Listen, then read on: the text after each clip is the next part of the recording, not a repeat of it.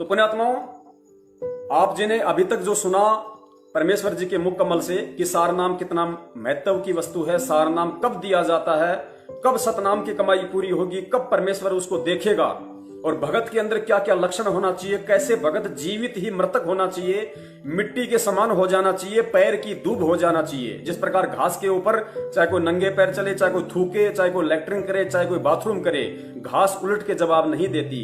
उसी प्रकार जब एक जीव आत्मा सतगुरु का ज्ञान सुनकर इस कदर अधीन हो जाएगी, प्रेमी हो जाएगी, उसके बाद परमेश्वर उसको वो अनमोल जड़ी बूटी देंगे, तभी वो काम करती है। तो अब आपको सबसे पहले जो ये कहता है कि मैंने वो अनमोल जड़ी बूटी सन 1997 से पहले ही प्राप्त कर ली, स्वयं सतगुरु रामपाल जी महाराज जी का कलयुगी भाई महेंद्र, जो कि सन 2014 बरवाला कांड के बाद से भगोड़ा घोषित है। भगोड़ा, पुण्यात्माओं ध्यान से शब्द सुनो, ये सतगुरु रामपाल जी महाराज जी का भगत कभी गलत नहीं कर सकता, और गलत नहीं करेगा तो वो पुलिस के आगे भगोड़ा बन के नहीं घूमेगा। और यदि जबरदस्ती उसके ऊपर किसी ने दोष लगा दिया, झूठा आरोप लगा दिया, तो भी संत रामपाल जी महाराज जी का भगत पुलिस के आगे नहीं भगेगा। वो अपने गुरु पे विश्वास करके उसका सामना करेगा, जैसे मेरे गुरुदेव कर रहे हैं, मेरे भाई लोग कर रहे हैं। तो जो व्यक्ति 6 साल से छुपता हुआ फिर रहा है, भगत समाज के सामने नहीं आ रहा, पुलिस के सामने नहीं आ रहा, उसके अंदर कितना दोष होगा। और वो व्यक्ति कहता है कि मैंने 1997 से पहले ही सार नाम ले लिया। खुद उसका इंटरव्यू आज आपको सुनाएंगे। सुनिए, सतगुरु रामपाल जी महाराज जी के कलयुगी भाई, जो कि सतलोक आश्रम मैनेजमेंट हरियाणा का मुखिया और पुलिस की लिस्ट में वांटेड है, भगोड़ा बन के घूम रहा है। सार नामी होने के बाद भगोड़ा, पुण्यात्माओं, ट्र ट्र नकली बंदूक थमा रखी है, नकली, असली बंदूक वाला नहीं भगेगा। जिसके पास में असली बंदूक हो ना, वो भगता नहीं है, उसको पता है कि मेरे पास में पावर है। ये तो नकली वाला भगेगा जिसको पता है कि ये कुछ नहीं कर पाएगी। तो महेंद्र जी का खुद का आप इंटरव्यू सुनिए, और परमेश्वर क्या कहते हैं पुण्यात्माओं कि वाणी ही से पहचानिए कुटिल नीत की घात, कि जो वाणी जो किसी व्यक्ति के मुख से निकलती है, उससे वाणी से ही उसके अंतःकरण का मालूम पड़ जाता है कि इसके विचार क्या हैं। तो कहते हैं वाणी ही से पहचानिए कुटिल नीत की घात, अंदर की करनी की निकले मुख से बात। इस इंटरव्यू में महेंद्र जी के मुख से उसके अंदर जो कुटिलता है, उसके अंदर इस भक्ति को समझने की जो सामर्थ्यता है, वो सारी सब कुछ निकल के सामने आ जाएंगी। और परमेश्वर कहते हैं कि साधु शब्दां परखिए दुख पड़े घरनार, सूरवीर जद जानिए जब रण बाजे तलवार। भगत संत की पहचान उसके शब्दों से होती है। तो ये महेंद्र जी का 5 मिनट का इंटरव्यू है। इस 5 मिनट के इंटरव्यू में और फिर कबीर सागर के सरलार्थ में परमेश्वर ने जो अपने हाथ से लिख रखा है, उन दोनों सबूतों से यह जग जाहिर हो जाएगा कि परमेश्वर ने महेंद्र जी को असली सार नाम नहीं दिया है। इस इंटरव्यू में आप जिस सुनेंगे पुण्यात्माओं, आपको सोचने पे मजबूर होना पड़ जाएगा कि हमारा परमेश्वर क्या बच्चा है जो इतनी बड़ी गलती करेगा? क्या परमात्मा पता नहीं, परमात्मा अंतर्यामी नहीं? महेंद्र जी कह रहे हैं कि मैंने दादा गुरुदेव जी से नाम लिया, फिर संत रामपाल जी महाराज जी को नाम दीक्षा देने का आदेश हुआ, फिर हमने दोबारा से संत रामपाल जी महाराज जी से नाम दीक्षा ली, फिर हमने उनसे सारनाम भी लिया। लेकिन पुण्यात्माओं सोचना, महेंद्र जी कह रहे हैं कि सारनाम लेने के बाद भी मुझे यह विश्वास नहीं हो रहा था कि कबीर जी भगवान है। पुण्यात्माओं, जिस व्यक्ति को इतना ही विश्वास नहीं कि Kabir is God, Kabir is God, जो कबीर के मार्ग पे चल रहा है, कबीर उसको अपना मंत्र कैसे दे देगा, वो संजीवनी जड़ी बूटी कैसे दे देगा, वो सारनाम उसको कैसे दे देगा? जो ये कह रहा है कि सारनाम लेने के बाद भी मुझे विश्वास नहीं था कि कबीर ही भगवान है, उस समय ये श्री कृष्ण जी को ही भगवान माना करता था। तो पुण्यात्माओं, ये सोचने की बात है। वैसे तो इस बात से बड़ा कोई सबूत हो ही नहीं सकता कि हमारा परमेश्वर अंतर्यामी है, समर्थ है। जो व्यक्ति कबीर जी को भगवान ही नहीं मानता, इतने सत्संग सुन के, और कह रहा है कि जी आप मुझे शास्त्रों में दिखाओ, जबकि कह रहा है कि सारनाम मुझे मिल गया, और सारनाम मिलने के बाद कह रहा है कि कबीर जी भगवान नहीं, मुझे विश्वास नहीं। पुण्यात्माओं, उस व्यक्ति को क्या असली सारनाम दिया जा सकता है? क्या वो मोक्ष मंत्र की जड़ी बूटी उसको दी जा सकती है? जिस व्यक्ति को यह नहीं पता कि बंदूक का मुंह इधर होता है या इधर होता है, क्या भारतीय सेना का जनरल उसको लड़ाई लड़ने के लिए AK-47 दे के बॉर्डर पे भेज देगा?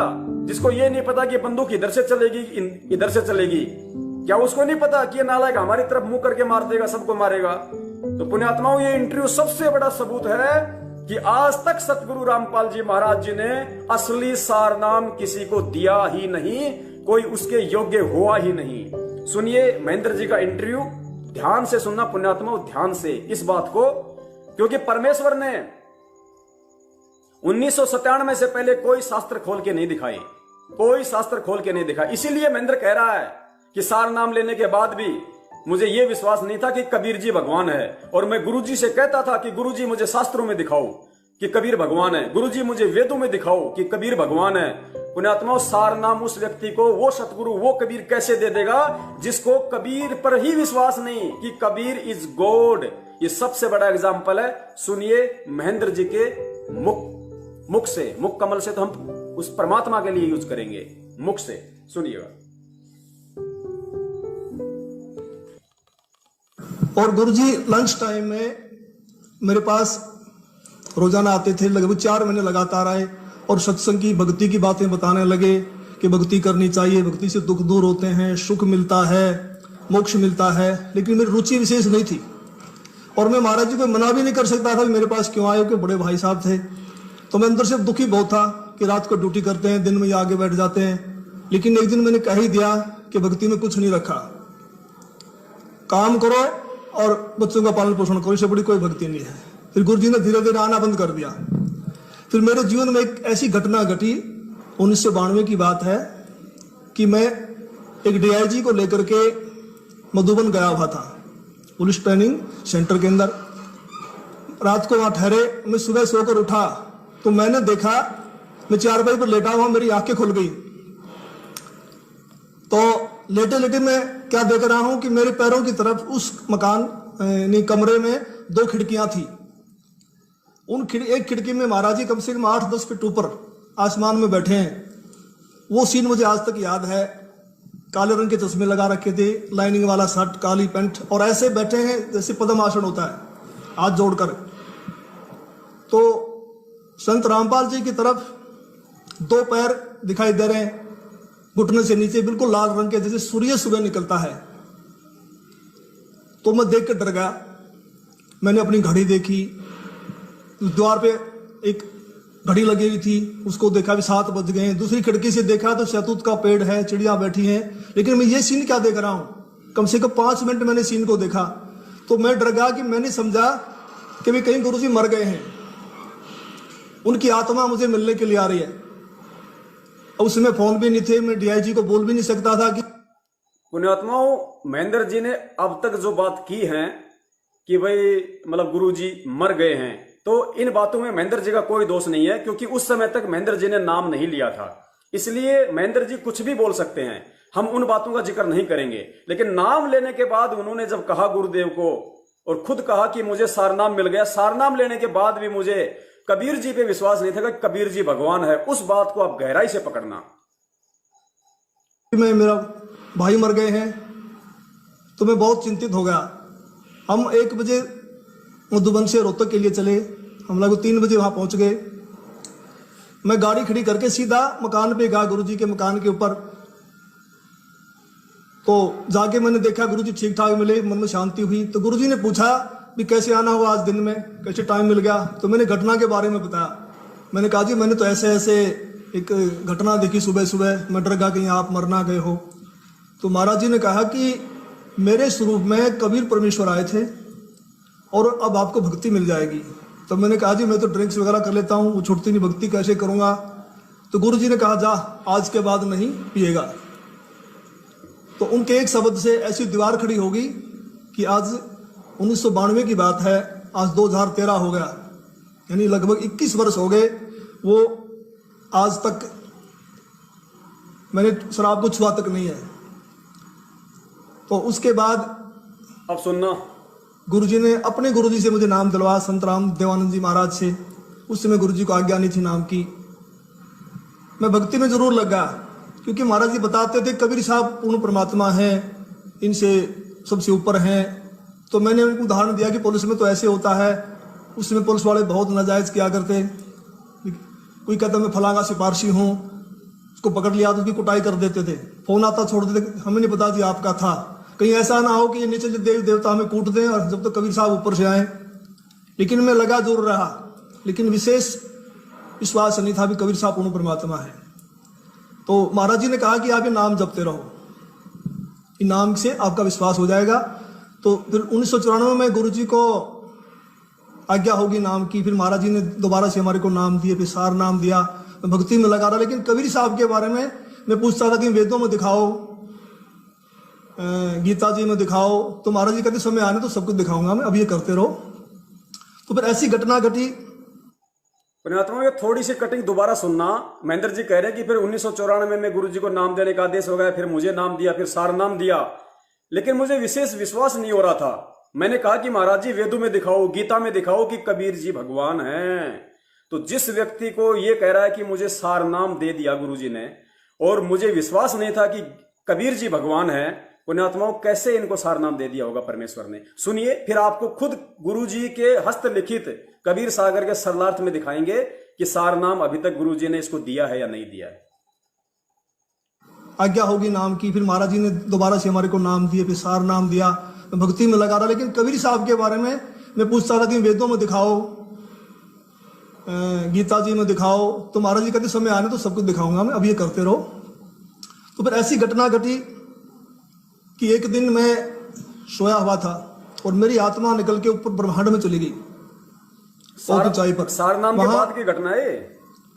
विष्णु भगवान खड़े हैं श्री कृष्ण जी के रूप में, उनके सिर पर ऐसे मोर का चंदा है, मोर मुकुट है, और मेरे से कह रहे हैं कि जिस भक्ति पे आप लगे हो ये भक्ति बड़ी कठिन है, ये मार्ग बड़ा कठिन है, अगर इतना आसान होता तो सभी यहां से निकल जाते।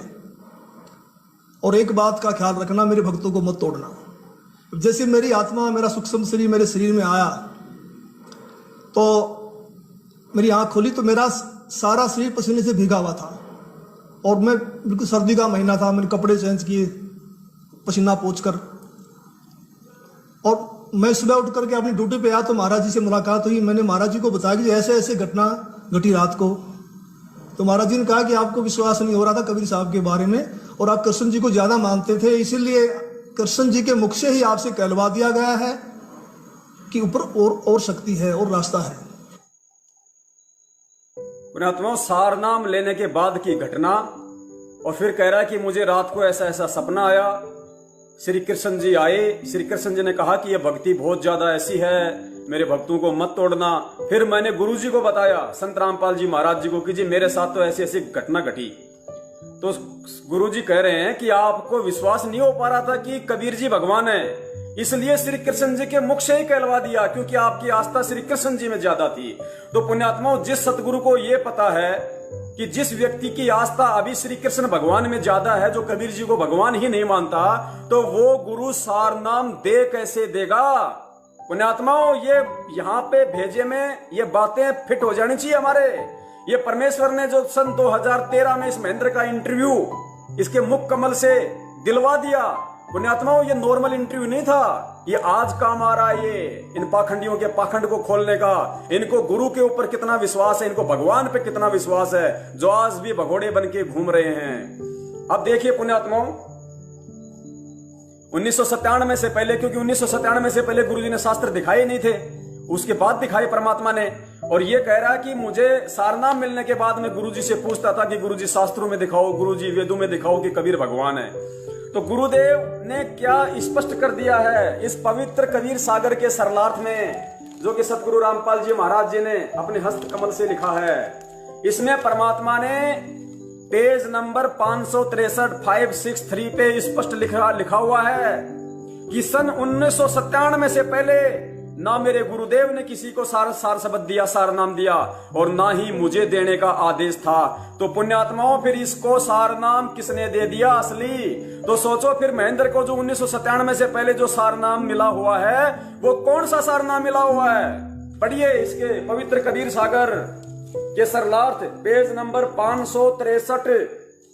इसमें लिखा है, फाल्गुन सुदी प्रथमा एकम विक्रमी संवत 2054 यानी सन 1997 मार्च में कबीर परमेश्वर जी मुझे कुछ समय के लिए एक साधु वेश में मिले तथा कहा कि सार शब्द प्रदान करने का समय उचित है, सार शब्द देना प्रारंभ कर दे। पुण्यात्माओं, सार नाम कहो चाहे सार शब्द कहो, ये बहुत बड़ा भेद है। उससे पहले न तो मेरे गुरुजी ने किसी को सार शब्द दिया था, केवल मेरे को आदेश हुआ था सार शब्द देने का। यानी 1997 से पहले स्वयं गुरुजी लिख रहे हैं कि सार शब्द देने का, सार नाम देने का। जो धर्मदास जी को जिस सार नाम के लिए जीवित दबा दिया था वो देने का आदेश नहीं था। और कबीर सागर में भी स्पष्ट लिखा हुआ है कि जब आवे 5500 पांचा तभी ये वचन मेरा होगा साचा। उससे पहले तो सार नाम सार शब्द किसी को देना ही नहीं था। तो पुण्यात्माओं, ये भाई तो 1997 के पहले की घटना बता रहा है कि फिर गुरुजी ने मेरे को सार नाम दिया, लेकिन मेरे को विशेष विश्वास नहीं था कि कबीर जी भगवान है। तो चलो हम तो इसी बात को मान लेते हैं कि जिस व्यक्ति को इतना विश्वास नहीं कि कबीर जी भगवान हैं, उस व्यक्ति को वो परम पूज्य गुरुदेव सतगुरु रामपाल जी महाराज जी कैसे असली सार नाम दे देगा। जबकि सार नाम की अधिकारी तो वो आत्मा होगी जिसको अपने गुरु में ही कबीर नजर आएगा, जिसको गुरु अलग दिखाई देगा और कबीर अलग दिखाई देगा। जो कबीर को भगवान मान लेगा कि कबीर जी भगवान, उसको भी सार नाम नहीं मिलेगा। सार नाम उसको मिलेगा जिसको ये कन्फर्म हो जाएगा कि कबीर स्वयं मेरा गुरु है, मेरे गुरु के रूप में स्वयं कबीर है मेरे लिए और कोई कबीर नहीं है। वो आत्मा असली सार नाम की अधिकारी होगी। पुण्यात्मा, इसलिए ये रिहर्सल चल रही थी अभी तक। और आज जो परमेश्वर खुलासे करवा रहे हैं, जो परमेश्वर के अनमोल सत्संग आज हमारी आंखों के सामने आ रहे हैं, आज से पहले नहीं आ रहे थे। बरवाला कांड से पहले हमें गुरुजी के सत्संगों का मतलब भी समझ में नहीं आता था कि परमात्मा किस सत्संग के माध्यम से क्या संदेशा देना चाह रहे हैं, किस सत्संग के माध्यम से, किस कहानी के माध्यम से, किस कथा के माध्यम से वो परमेश्वर हमें क्या समझाना चाह रहे हैं, हम नहीं समझ पाए। पुण्यात्मा, बरवाला कांड के बाद हम सतगुरुदेव जी के सत्संगों का अर्थ समझने लगे। हमसे मतलब ये भगत समाज, चाहे कोई 1994 से जुड़ा हो, चाहे 2014 में जुड़ा हो, उन भक्तों को गुरुजी के सत्संगों का मतलब ही आज समझ में आने लगा है। तो आप जी ने देख लिया इसमें स्पष्ट। पुण्यात्माओं, छींट भी नहीं लगने दी परमेश्वर ने। अब चलिए आगे बढ़ते हैं। अब देखिए पुण्यात्माओं, ये व्यक्ति महेंद्र सन 1997 से पहले नहीं, ये इसकी रिकॉर्डिंग है सन 2018 की, मुझ पवन दास के साथ, बरवाला कांड के 4 साल बाद की, सन 2018 की। चक्कर क्या था कि मुझ पवन दास के अंदर परमात्मा ने प्रेरणा करके भगत समाज के नंबर इकट्ठे करवाने शुरू कर दिए। और दास ने सभी भक्तों के, जिनके पास सादा मोबाइल था, बटन वाला मोबाइल था, दास ने सबके नंबर इकट्ठे करने शुरू कर दिए। दास के पास लगभग 25 से 30 हजार भक्तों के नंबर हो गए। और दास सभी के पर्सनल नंबर पे बल्क एसएमएस के माध्यम से, डीएम कबीरा के माध्यम से तारीखों के मैसेज भेजा करता था। उस समय मुझे भी सच्चाई का पूरी तरह से पता नहीं था। ओ सॉरी, 2018 नहीं, 2016 की बात है। सॉरी, 2016 की बात है।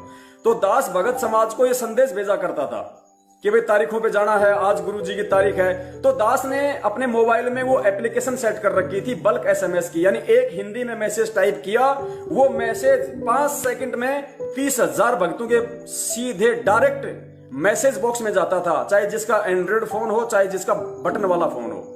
तो उस संदेश को लेके जो नवीन सोनीपत है, महेंद्र का राइट हैंड, जो सभी स्टेट कोऑर्डिनेटरों का बाप है, यानी महेंद्र आदेश देता है नवीन को, नवीन के पीछे चलते हैं सारे स्टेट कोऑर्डिनेटर, और स्टेट कोऑर्डिनेटर के पीछे चलते हैं डिस्ट्रिक्ट कोऑर्डिनेटर, फिर नीचे वाले।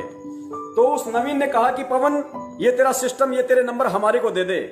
दास ने कहा कि नहीं दूंगा, अगर परमात्मा ने मुझे निमित्त बनाया है तो मैं सेवा कर रहा हूं, तो भी दिक्कत क्या है। लेकिन ये मनवश लोग हैं, ये सारा चीजों के ऊपर अपना ही अधिकार समझते हैं कि संत रामपाल जी और उनका ज्ञान तो हमारा जन्म सिद्ध अधिकार है, हमने भारत सरकार से उनका रजिस्ट्रेशन करवा रखा है। अरे भैया, अगर तुमने जगत गुरु का रजिस्ट्रेशन करवा लिया तो जगत गुरु क्यों कहते हो? अपने घर का गुरु कहो ना, कि घर का गुरु संत रामपाल जी महाराज, फिर जगत गुरु क्यों कहते हो? भाई ये जगत का गुरु है तो जगत का गुरु है, ये किसी के बाप की पर्सनल प्रॉपर्टी नहीं है, ये यूनिवर्सल प्रॉपर्टी है संत रामपाल जी महाराज, देश दुनिया की धरोहर है। तो नवीन ने कहा कि मुझे दे दे, मैंने मना कर दिया, नहीं दूंगा। तो इन नवीन ने महेंद्र से मेरी शिकायत कर दी, इस काल के एजेंट से। महेंद्र ने फिर मुझे फोन किया। उससे पहले मैंने ये कहा था कि मुझे अगर ज्यादा फोर्स करोगे तो मैं गुरुजी के पास में जेल में प्रार्थना भिजवा दूंगा, मेरे सोर्स है कोई ऐसी जगह जहां से मैं गुरुजी से प्रार्थना लगवा दूंगा और तुम्हारी सारी हरकतें वहां बताऊंगा।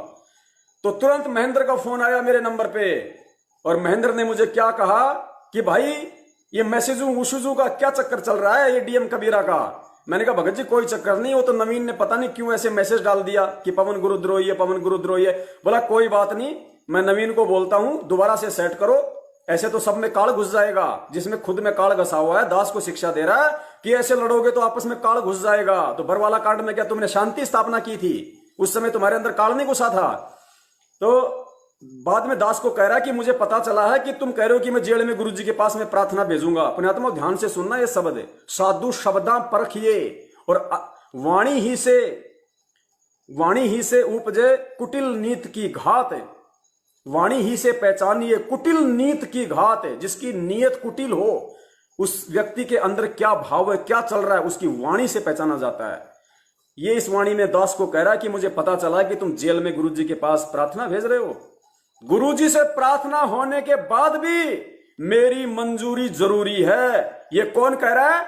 महेंद्र दास, महेंद्र भगोड़ा। सारी सृष्टि के रचनहार, जाके अर्ध रूम पर सकल पसारा, ऐसा पूर्ण ब्रह्म हमारा। जिस सतगुरु रामपाल जी महाराज जी के आधे बाल के ऊपर पूरी सृष्टि नहीं है, उस समर्थ के विषय में कह रहा है कि उनसे प्रार्थना लगाने के बाद भी, और वो जो जवाब देंगे उस जवाब का क्या करना है, मानना है नहीं मानना है, उसके लिए मेरी मंजूरी चाहिए इस दो कोड़ी के जीव की। पुण्यात्माओं, ये शब्द जो व्यक्ति अपने गुरु के लिए यूज कर दे, सोचो वो तो उसको अपना भाई भी नहीं मानता, क्योंकि भारतीय संस्कृति में बड़े भाई को पिता तुल्य समझा जाता है। तो पुण्यात्माओं ये शब्द सुनिए, 2016 के, कहता है 97 में मुझे सारनाम मिल गया। सारनाम प्राप्त प्राणी के ये शब्द, कुएं में कूद के मर जाना चाहिए नालायक को, जो अपने सतगुरु के विषय में ये शब्द कह रहा है कि उनसे प्रार्थना होने के बाद भी मेरी मंजूरी जरूरी है, गुरु जी का आदेश है। नाम तुम्हारा ले करूं आवाजा, गुरु का ही नाम लेके गुरु पे ही थोपना। सुनिए रिकॉर्डिंग।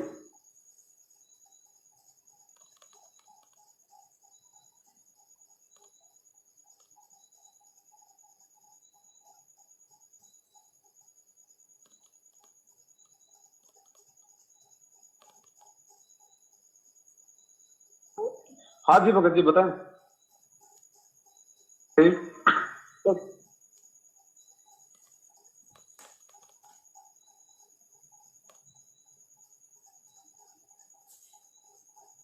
सुनिए।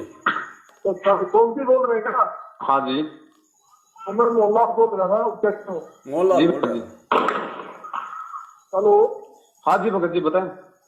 हाँ कैसे हो? ठीक हो? दया भगत जी परमात्मा जी। वो क्या चक्कर पर ध्यान मैसेज होगा भगत जी मैसेज क्या चक्कर पर नहीं रहा था सब लोगों का आपस में? नहीं भगत जी पता नहीं, वो आज उनसे नवीन भगत जी से बातचीत हुई थी तो काफी कुछ उन्होंने जो मतलब व्हाट्सएप पे भी मतलब फैला दिया इस तरीके से, जबकि दास की तो दास ने तो ऐसी कोई गलती भी नहीं की। ऐसा है ना, मैं प्रोसीजर बताऊंगा आपको, ठीक है ना? ऐसे ना उस आपस में इसका काल घुस जाएगा सब में। जैसे कोई मैसेज आता है वो गुरु जी के थ्रू मेरे पास होता है, उनके पास होता है। जी भगत जी जी। तो हम ऐसा करेंगे, सिस्टम बनाएंगे, लिंक बनाएंगे आपको। मैं लिंक बोलूंगा अभी, तो आपके लिंक में आप करो, बाकी अपने नाम से मेरे नाम से कबीरा को देखो, तो वो वापस प्लस कर दिया सबको। जी भगत ठीक है ना? जी जी हाँ है ना। और ना ऐसा नहीं ना जैसे आप कहते हो मैंने सुना था आपका व्हाट्सएप का वो। अब सुनो, ये कह रहा है कि मैंने सुना था आपका व्हाट्सएप का वो मैसेज जिसमें आप कह रहे थे कि मैं गुरुजी से प्रार्थना लगाऊंगा। गुरुजी से प्रार्थना लगने के बाद भी मेरी मंजूरी जरूरी है। मैंने सुना था आपका व्हाट्सएप का वो रिकॉर्डिंग जी। मैं इतनी बार को दोबारा प्रार्थना कराऊंगा, प्रार्थना के बाद भी मेरी मंजूरी जरूरी है। किसी प्रकार की प्रार्थना हो, गुरु जी का आदेश, किसी भी प्रकार की प्रार्थना हो, गुरुजी से प्रार्थना के बाद मेरी मंजूरी जरूरी है। पुण्यात्मा, ये शब्द कौन बोलेगा? ये शब्द काल बोल सकता है। काल 21 ब्रह्मांड का वो प्राणी जिसका सतगुरु रामपाल जी महाराज जी गुरु है, वो अपने गुरु के लिए ये शब्द उच्चारित नहीं कर सकता। ये सत भक्ति है पुण्यात्माओं। इसी पाखंड की पोल तो परमात्मा ने आज खुलवानी थी और ये साबित करना था कि परमेश्वर ने अभी तक असली सार नाम किसी को नहीं दिया। फिर ये रोहतक में उस 15 रुपए की डीवीडी में आलू टमाटर की तरह वहां 15-15 हजार रुपए देके जो नकली सार नाम ले आए और अपने आप को हिटलर समझ रहे हैं। तो पुण्यात्माओं, कितने बड़े कर्म फोड़ लिए तुम लोगों ने। मैं इतनी बार को दोबारा प्रार्थना कराऊंगा, प्रार्थना के बाद भी मेरी मंजूरी जरूरी है। किसी प्रकार की प्रार्थना हो, गुरु जी का आदेश है, मेरे से सगुण प्रार्थना होगी। भगत तो फाइनल भगत जी दास मतलब कि कहाँ प्रार्थना कराएगा और किससे कराएगा? वो तो जब भगत जी इतनी बातें बोल रही थी तो जो हम दास ने उनको बोली ये बात। तो मैं क्या कह रहा हूँ, मैं आपको कह रहा हूँ, मैं उनको बोलूंगा अपने नवीन को भी कि पुण्यात्माओं,